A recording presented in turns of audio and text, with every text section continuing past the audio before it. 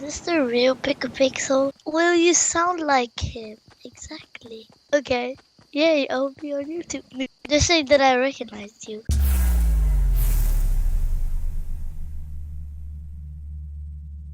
Hello there guys and girls, this is Pixel and today I'm uploading a video that I didn't think I would upload. My main post is coming out on the weekend on the channel, but recently, as you know, Fortnite released the second week of weekly challenges and one of them is proving to be a lot harder than people initially suspected. You might be thinking, why should I listen to you? Why should I take your advice? You're not the best Fortnite player, and I get that, but I've completed all of the weekly challenges, all of the tier 100 challenges, and all of the free pass challenges. Basically, every challenge Fortnite has thrown at me, I have completed to this day. Searching 7 different chests in Wailing Woods. Now, obviously, that's not 7 chests in one game because there aren't 7 chests in Wailing Woods. It's just 7 chests at some point, and then after you've searched the chest, you have to finish out the game whether you win or whether you die. It doesn't matter as long as you don't just leave and abandon the game. But there are a few tips and tricks that I really want to say to you guys to help you do it in the fastest and most efficient way, because I have seen one video on this and there was a bit of misinformation in there, so I want to clear that up in this video. And let's get straight into it and I'll tell you how to do it. There have been many different chest maps on Fortnite going around the internet, and I haven't seen one up to date because there are some chests that are completely missed. But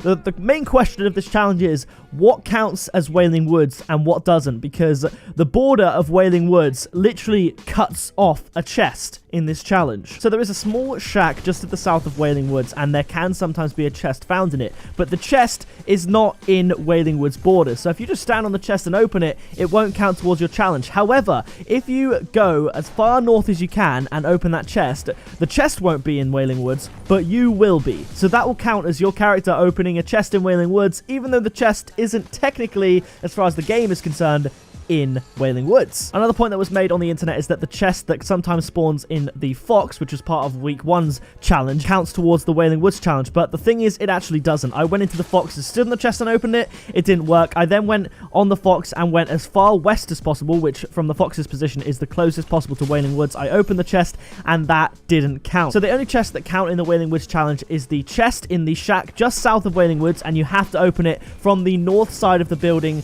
using some ramped stairs or a flat ledge, depending on how you want to do it. And then, of course, the chests in the maze. And now some tips and tricks on how to improve your chances at getting at least 1 chest per game with the Wailing Woods challenge to basically make the challenge easier and make it so you can complete the challenge quicker. First of all, the mode I suggest you choose is squads, and perhaps with a no-fill, because if you fill with your squad and they follow you, they could just take a chest, and although that's good for them, you don't want anyone else to lessen your chances of getting a chest. Because if you think about it, the natural reaction, the same thing happened to me. When you see a challenge that you can do by yourself, you think, okay, I'll just hop in solo and complete that.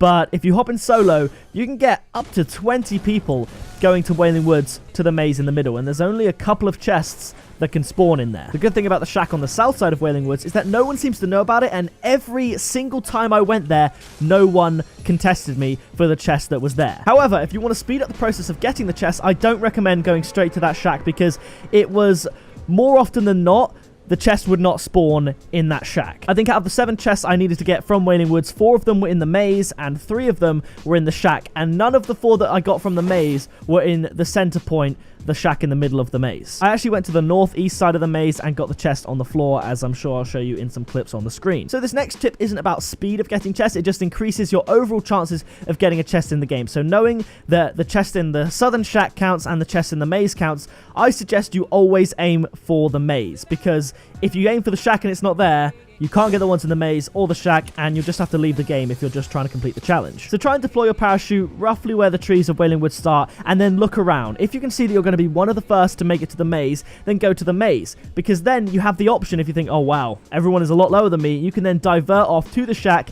and get the chest there. I did that as part of the challenge, so hopefully I'll be playing that clip on the screen. And then other times, particularly when the battle bus was far away from Wailing Woods, I noticed that, hey, I was actually the lowest one, so I used the extra bit of height I had to glide in and check out the maze and see where the chests were. And every time when I found a chest, it was on the northeast side of the maze. Now obviously with your glider you fall slower than you would without it, so there are 2 methods you can use to get down. There are obviously big trees in the maze. You can land on top of them, either break the trees and fall straight down, or land on top of the tree to cut your glide short and then jump down to get the chest, or even just to save a little bit of time, land on the hedges next to it and then hop in and get the chest. Because I think every single time I noticed I was low enough to the maze to get a chest, I wasn't contested. I managed to get there quicker than everybody else. And as you're trying to complete this challenge, usually the end game doesn't really matter to you, I would go in feeling successful if I got one chest and died. The tactic of always going for the maze first helps as well, because then if you notice you're not going to quite make it, you will have time to divert to the southern shack, and it is a bit annoying if there isn't a chest there,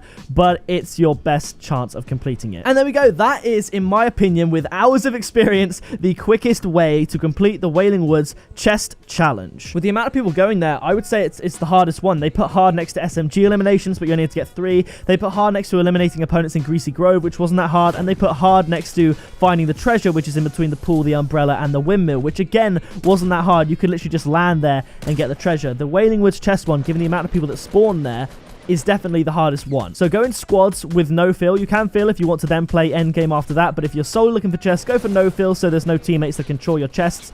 Aim for the maze at all times. Maybe use the trees to help you get down quicker. If you notice you're not going to make it, go to the southern shack and make sure you open the chest from the north side, because in one video I saw, it said that you had to open it from the east side. I opened it from the east side. I was stood by the chest and it didn't work. The border of Wailing Woods literally cuts off on the north side of that southern shack. So if you stand on the ramp that you make towards the shack, it'll count, but if you stand on the chest, it won't. So that is going to do it for this video. As you see now, I've completed the weekly 2 challenges, so I'll save off on the challenge videos until week 3.